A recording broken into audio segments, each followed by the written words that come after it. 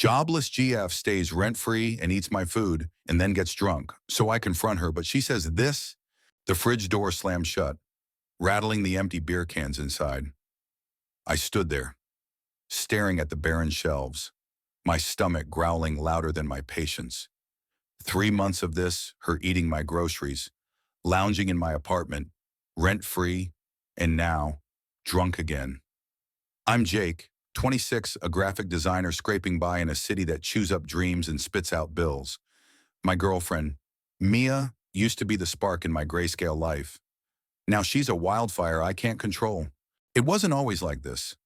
2 years ago, Mia was a whirlwind of ambition, a barista by day and an aspiring poet by night. Her words could make strangers cry in coffee shops. Her laugh could light up my worst days.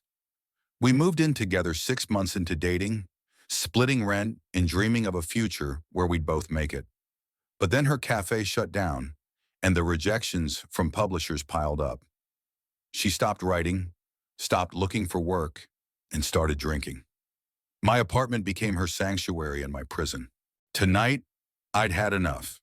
I came home from a 12-hour shift to find her sprawled on the couch, a bottle of my last Merlot in her hand, giggling at some reality show. The kitchen was a war-zone: pizza boxes, chip bags, and a sink full of dishes she swore she'd clean. My blood boiled. "Mia," I said, voice tight. "We need to talk." She rolled her eyes, sloshing wine onto the cushion. "Chill, Jake. It's just a rough patch." Rough patch, I wanted to scream. I was drowning in bills while she treated my place like a free Airbnb. I worked overtime to cover rent, utilities, and the food she devoured like a locust swarm. Last week, she polished off a $30 steak I'd bought for a rare night off, claiming she needed comfort. Comfort. Meanwhile, I was eating instant noodles to survive the month. I took a deep breath, trying to keep my voice steady. "Mia, you haven't paid rent in 3 months. You eat everything I buy, and now you're drinking my wine. I can't keep doing this." Her face hardened, but her eyes glistened guilt. Maybe, or just the alcohol. She sat up, swaying slightly. "You think I'm a leech, don't you?" she snapped. "You think I'm just mooching off you?" I didn't want to say yes, but the word burned in my throat. "You're not trying. Mia. No job applications. No poems. Nothing. I'm killing myself to keep us afloat. And you're, what, getting drunk?" Her laugh was sharp, like broken glass.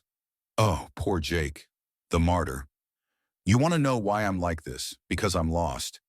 Okay, I'm nothing without my words, and they're gone. You think you're saving me, but you're suffocating me." Her words hit like a punch. Suffocating her, I was the one gasping for air, juggling deadlines and debts while she napped through life. But her voice cracked, and for a moment, I saw the Mia I fell for, the one who'd read me her poetry at 2 a.m. Her eyes alive with dreams. "You don't get it," she whispered, tears spilling. "I stay here because it's the only place I feel safe. But I'm drowning too. Jake, I just don't know how to swim anymore." I wanted to yell, to shake her, to demand she snap out of it, but something in her voice stopped me. It wasn't just excuses, it was pain, raw and jagged. I sank into a chair, the fight draining out of me. "Mia, I love you, but this isn't fair. I can't carry us both forever." She looked away, clutching the wine bottle like a lifeline. "I know," she said softly, "but I don't know how to fix me." The silence stretched, heavy with truths we'd both avoided. I thought about the late-night talks we used to have, planning a future where she'd publish a poetry collection and I'd design its cover. Those dreams felt like ghosts now, haunting the space between us. I wasn't blameless either. I'd let resentment fester, tiptoeing around her instead of confronting the problem head-on. Maybe I'd enabled this, hoping love alone could fix it. "Look," I said finally, "I'm not kicking you out, but things have to change. You need to try therapy, a job, something. I'll help, but I can't be your crutch." Her eyes met mine, searching for something: anger, pity, or maybe hope. And if I can't, she asked, voice barely audible. I swallowed hard. Then we figure out what's next. Together or not.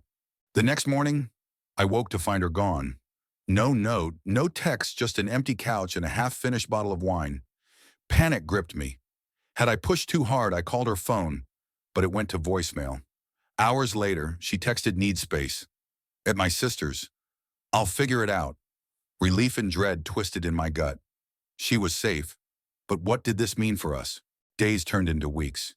The apartment felt too big without her chaos. I missed her laugh, her warmth, even her mess. But I also felt lighter, like I could breathe again. I started cooking proper meals, saving a little money, reclaiming my space. Still, I checked my phone obsessively, hoping for a sign she was okay. One evening, a package arrived, a small notebook, her handwriting on the cover. Inside were poems, raw and unpolished, but hers. A note was tucked in. I'm trying. Jake, therapy's hard, but I got a part-time job at a bookstore. I'm not fixed, but I'm fighting. Thank you for believing I could. My heart ached with pride and pain. She was climbing out of her darkness, but the distance between us felt like a chasm. I sat at the kitchen table, reading her words under the flickering light. They weren't perfect, but they were alive, like she was finding herself again. I wanted to call her, to say I was proud, but I didn't. She needed to do this for herself, not for me. Love, I realized, wasn't about carrying someone. It was about giving them room to stand. Months later, we met for coffee. She looked different, brighter, but still fragile. She was working full-time now, saving for her own place. I was wrong to lean on you like that, she said, stirring her latte. But you were wrong to let me. I nodded, the truth stinging. We'd both failed each other, in a way, but we'd also given each other something, her, a wake-up call. Me, a lesson in boundaries. We didn't get back together. Some wounds heal, but they leave scars. Mia's poems got published in a small journal, and I designed the cover, just like we dreamed. We're friends now, cheering from the sidelines of each other's lives. Love doesn't always mean forever, but it can mean growth, even through pain. What do you think? Was I right to confront her? Or should I have been more patient? Was Mia wrong to lean on me? Or was I too harsh? Share your thoughts. I'm curious where you stand.